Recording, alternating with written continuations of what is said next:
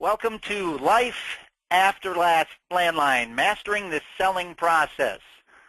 This session will be recorded, and you will receive notification when that recording is available. Questions are encouraged. I will answer any of those questions at the end, so as you pose those questions, I will address them as we get close to the end of the conversation. This is an interactive session. So through this session, there'll be a couple group polling questions. That helps me understand where you are as companies, and it also helps me in future sessions. And the other thing that it gives me is feedback. As a trainer, I'm used to having people in front of me so I can read those faces, see that body language, and know what's going on. And I can tell you the toughest thing in the world is talking to myself. So your feedback is important.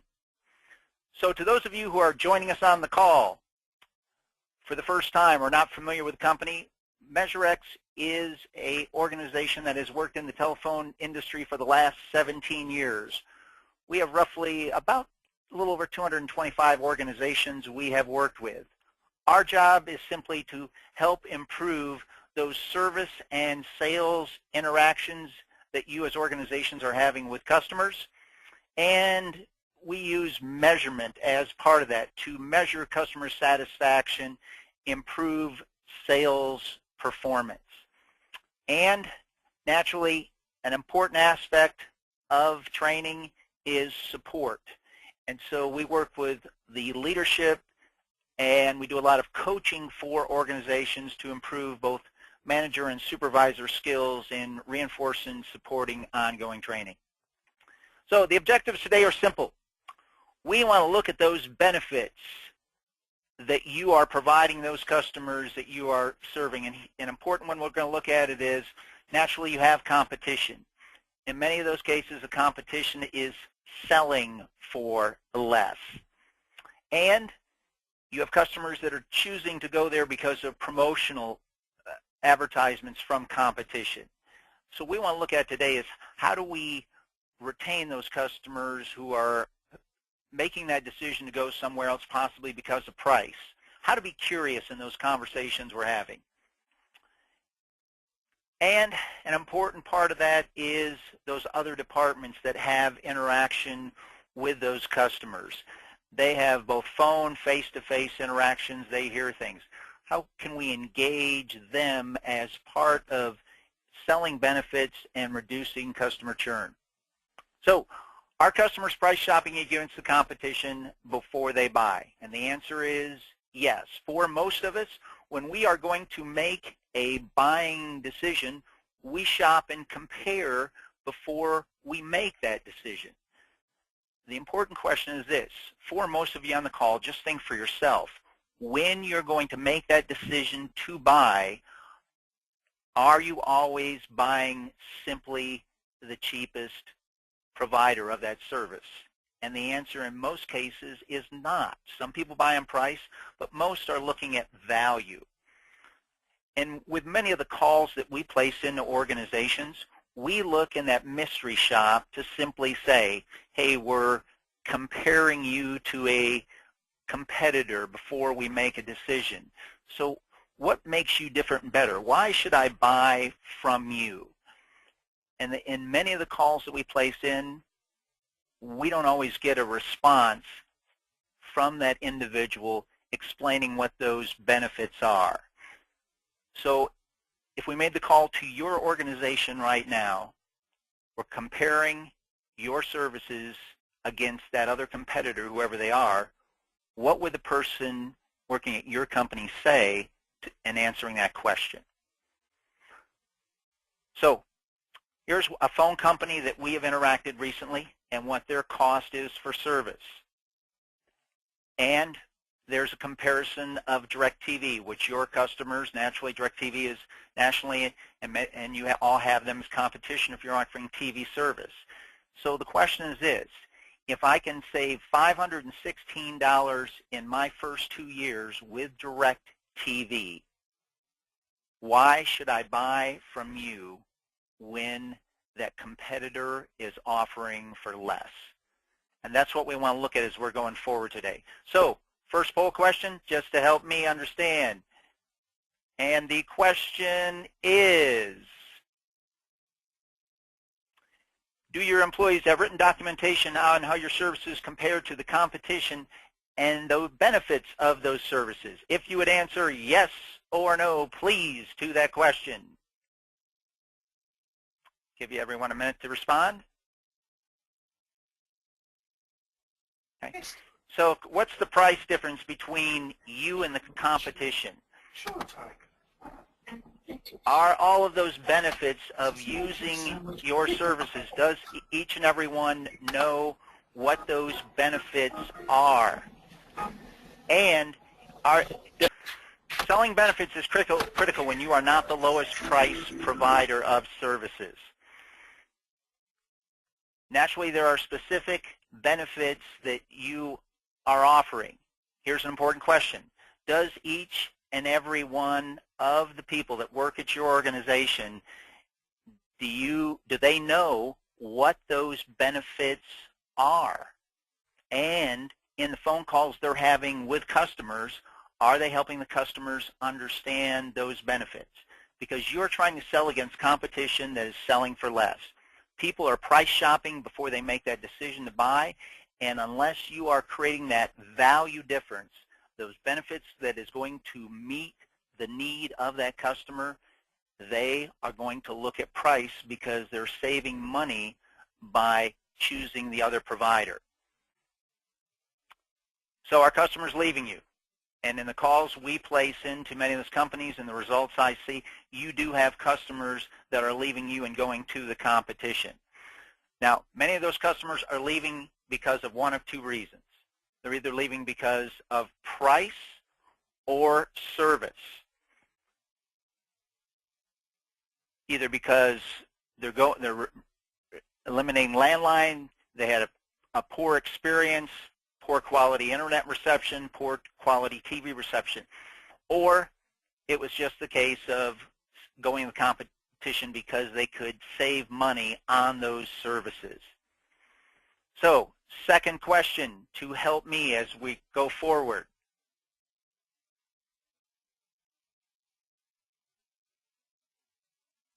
Do you have a retention plan to offer customers leaving you because of quality of service or because of competitor offerings? So if you have something that is available to the company, people at your company.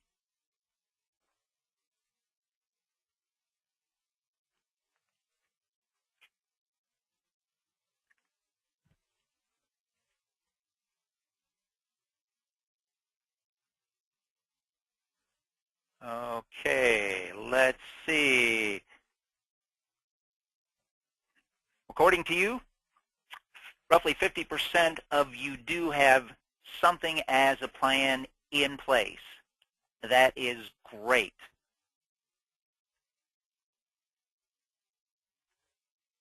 And here's why.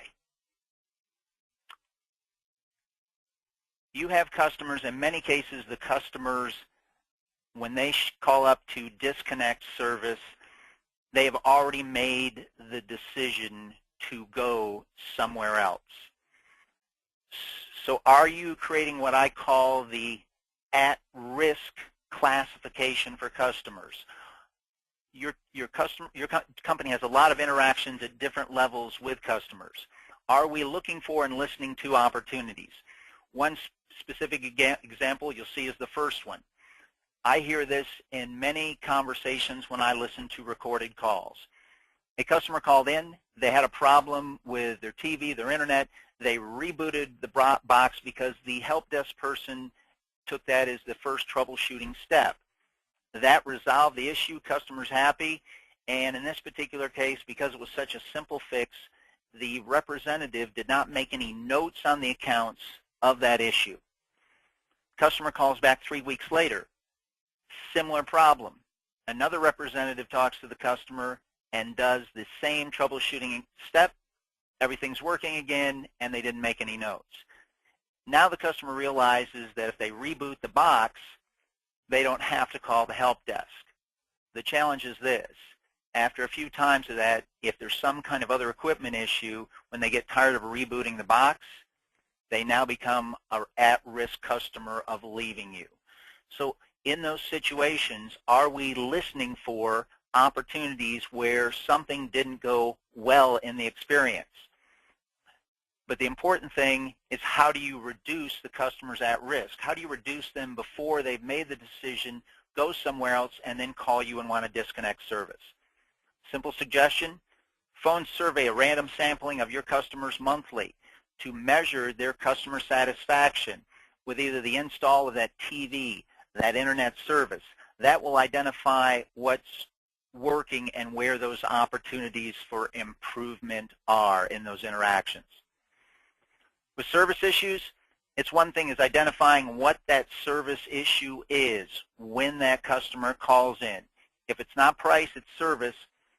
And is the individual, whether it's technician, help desk, or customer service person, are they empowered to provide an on-the-spot solution? Now, I know from many of the organizations I interact with, a manager has to improve that kind of solution offering.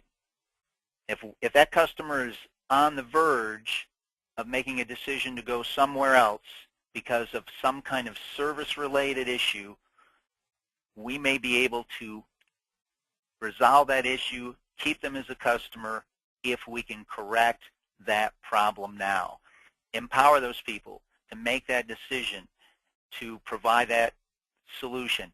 If compensation is needed in those situations, give them the ability to offer that, to compensate that customer for the inconvenience. When you look at the lifetime value of a customer, what's it worth if you gave them a month of free service to retain them and keep their business? If you looked at the average customer's worth $100 a month, if they have their services bundled with you, times 12, times a lifetime, there's a lot of opportunity when a small investment could create a solution. A powerful question that can work in helping you with customer retention are these right here. Research has simply proven this. In identifying what the customer needed in order to solve their problem or to retain them, in most cases the investment that the company is going to make would be far less than what the company would offer. Now, is that going to work in every situation? And the answer naturally is no, it's not. But it will work in many, especially in service situations. Identifying the customer's need and creating a solution to whatever that problem was. So we've looked at what we'll call service issues. But now on the other side is we have customers that are leaving us and going to the competition because of some kind of price situation. So what I'm going to present is this. It's being curious in those conversations we are having with a member. If the member is simply saying they're calling to disconnect service, one of the things that doesn't happen in most situations is asking that question right there. Most of your people have been in a service role. When a customer calls up to disconnect their services because we have been in a service role and taking care of those customers, we simply want to ask the customer, when would you like us to disconnect this service? If we're going to better understand why customers are leaving us and figure out how to retain those customers, we need to be identifying what specifically is the reason why they're leaving us. And another one at the beginning of those kind of conversations on working on retention, have you already committed to service with them? If that customer has already made that decision, they've signed that 2-year agreement, then naturally we are not going to be able to bring those customers back to us unless, like some of you, you've created a dump the dish program if people are willing to give up that dish for DirecTV service in those interactions. Other thing is, what's prompting you to consider making that transition? We know price is part of that situation, but is there anything else related to that? What's prompting you to make that decision? If we're going to try and retain this customer, if they haven't made that decision, we need to see what those benefits of why they chose that particular company, to see if we can help them see the value of staying with us in that interaction. Retaining customers that are on the verge of leaving you and going to the competition is one of the toughest conversations for customer service representatives to have with a customer, because the customer is either inclined or is headed that direction. If you have recording capability at your organization, reviewing customers that are leaving your company for service or price issues are going to be important on how to coach them to become more curious as to what's prompting that customer to make that decision. In most of your software, billing software, you have the ability to set up billing codes on reasons why people are leaving you. If you aren't currently doing that, I'm going to highly recommend that you establish some specific codes and reasonings so that every time that representative has a conversation with a customer, we're asking and tracking to see what are the reasons prompting them, so that we can help not only in training but understand even in our marketing, maybe some changes we have to make when we really understand some of those specific reasons that they've made the decision to go someplace else. And if we are tracking and we are asking the representative to simply ask the question, can I ask why you're considering the other provider? What prompted you to make that decision? It's going to now create more accountability that they are at least asking those questions. So here's the situation. In that DirecTV example, we saw that there was a $519 difference in the first 2 years. The challenge that you have at your organization is how to diminish that price difference, because customers are leaving because of spending less money going somewhere else. If we do not help reduce that price difference, now price becomes the reason and the motivator for making that decision. I see a missed opportunity in many of those organizations because we didn't review the customer's account to see if we bundled those services, could we save the customer money every month and every year that could help offset some of that difference in that first year or 2 years, depending on the company and the offering and what that difference is. Another thing is, if that customer does have a bundle with you on those services and they're now choosing to go to DirecTV, so they are taking their TV service out of that bundle, naturally that's going to impact the cost of the other services they have with you. And that becomes an important question to pose to the customer, because they aren't thinking about that bundle. And now that cost savings they were getting is going to go away or be diminished, maybe significantly, depending on how your bundles are priced. So now it becomes another factor when we are trying to reduce that price difference between us and the promotional offering. And the important one, what's the benefit of that customer in keeping the services with you? If there's no benefits, if we aren't helping them see that real value, then naturally price becomes the only and major factor in that interaction. And does your company know about your competition, whatever that competition is? I picked DirecTV as an example. So naturally, it's, as you can see, based on a couple of their plans that I just pulled numbers on, for where those plans go to after year 2, and it may be less depending on where your price point is, there's a significant increase in the cost per year. Now, naturally, your customers, do they read all of the fine print when they're signing up for service with any of those other providers? And the answer is no. And so that becomes factors that we need to educate our employees that are having contact with our customers on, so that we can at least help them reduce that cost difference. Because after the first 2 years, maybe it's the first year, the price difference that they started out with, that significant savings, is either greatly diminished or gone. And so now, if we can deal with that up front, help them see that difference because of that longevity, the quality of service they've had with us, those benefits, it may help dissuade some of them from making that decision. Okay? And naturally, nobody ever tells them about those high termination fees. And my favorite one is if you call up and extend services, guess what? They'll restart your contract for another 2 years or create an extension.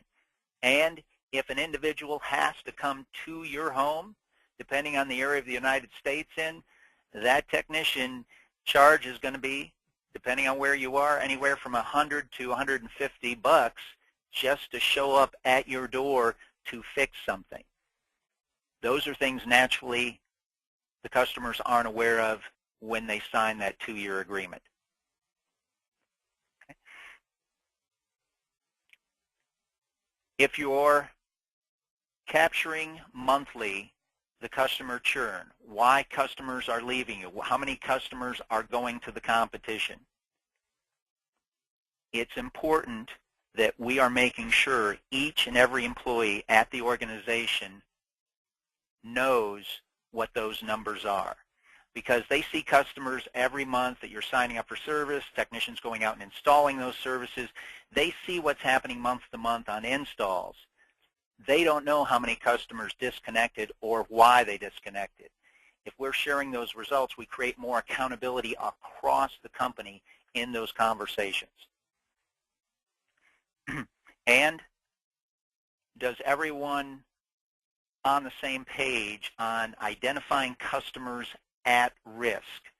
Are we listening for those opportunity where it's this third truck roll, they've called 3 or 4 times, they're still having that same issue, and I get to listen to a lot of phone calls where I hear customer conversations like that. There needs to be that category dedicated to immediately addressing a customer that is in some form of at-risk status because of multiple visits or some kind of technical or equipment issue. And as we talked about, if I'm the technician out in the field, I'm interacting, customers not happy, that can sometimes create conflict for the technician in the interaction, where it's suggesting they just call the office. What's the empowerment level of that technician right then and there to create a solution to that customer's issue, to own it and identify a solution? Okay, last question to help me is going forward, and the question is, are you considering training on customer service, selling your service, or de-escalation of difficult customers in 2015? As I'm just polling and understanding what organizations are investing in training, I want to know that. Okay. Give you a minute.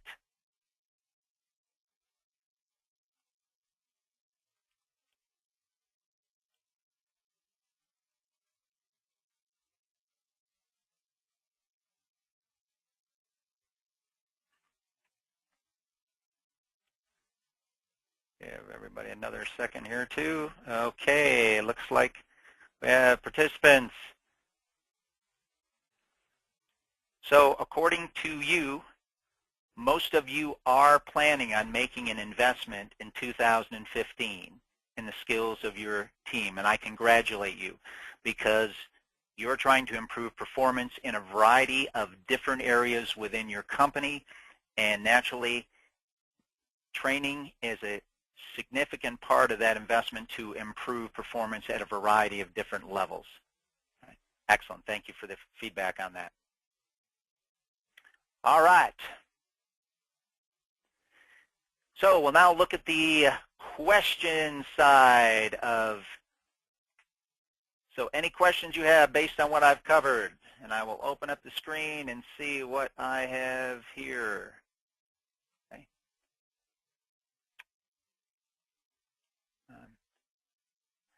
Do you have training that would focus on retention? And the answer is yes. We do a combination of both direct training and coaching for supervisors, because naturally any kind of retention conversation, it's like handling a price objection a customer may have when comparing services. That requires a lot of training because it is creating conflict for the representative, because they're trying to really understand the customer's issue, not get them irritated, to really be curious about that situation. So we combine, if you have a recording capability, we combine that with call coaching. Okay. Any other questions? Will the presentation be emailed later? And the answer is yes, it will. Okay. Another question I received is, how do you get CSRs to ask the customer why they're disconnecting? You know, they're used to just taking that disconnect request. Important, if you have call recording capability, is to share those recorded conversations with the representative. Identify with them how they could change that conversation that would create more of an engagement to be curious as to why the customer is leaving. Okay. There are different types of customer retention. What type of retention should we begin with? Can you give me, Dan, a little an example when you say different types from your point of view?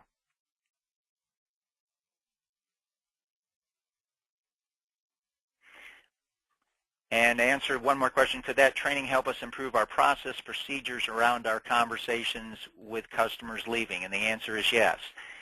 Naturally, training is an important first step because we have to give the people the skills in order to handle those conversations, but the critical aspect is what happens afterward. That coaching and support, recorded conversations, if you have that capability, or some ongoing training internally to continue to improve their conversations, because that conversation is a difficult one to have, either when it's a price objection, asking for the sale, or dealing with a customer that's considering competition. Oh, okay, thanks, Dan, for the additional information. Customer retention versus retaining customers that may leave. So naturally, on the customer relations side, there's two aspects. Setting up any kind of what I will call an at-risk customer situation category. I'll give an example. I have an organization up in Alaska, and they were having a variety of different struggles in customer retention, and they had a major competitor in their market. They instituted an at-risk category that help desk, technicians, customer service, anyone could now assign this customer to an at-risk category. So whatever that issue was, someone was taking immediate action to resolve their issue. Now, their customer retention, they have literally, in the last 24 months, they have taken back the customers that have gone to the competition, and they are having a huge financial impact on this competitor simply because of changing their approach with customers leaving.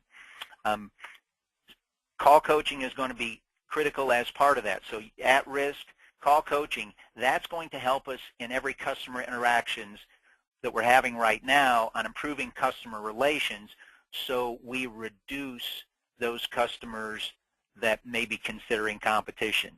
And that coaching exists at help desk level, customer service level, and with technicians in the field. We can improve customer relations if we are measuring the customers monthly. If you call a sampling of your customers monthly, you are going to find what's working and what's not working in the process. And if you need help, we can help you with that. Okay. Any other last questions, comments, thoughts?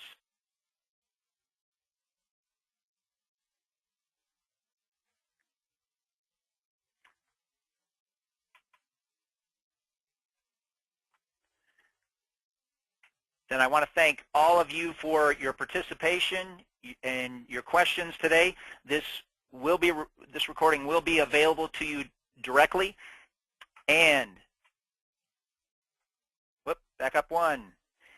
Life After Landline, Wednesday, May 6th. We are going to look at upselling, when and how to upsell in those situations. That, like dealing with retention, is a great opportunity, but in most cases it's not happening. So we're going to look at how do you make use of the billing software you have in place in order to create more upsells, how to track that, manage that, make your people more effective. And the one that every salesperson hates is asking the customer to buy from them. And you will receive an invitation to that. Thank you all. Have a great rest of the week.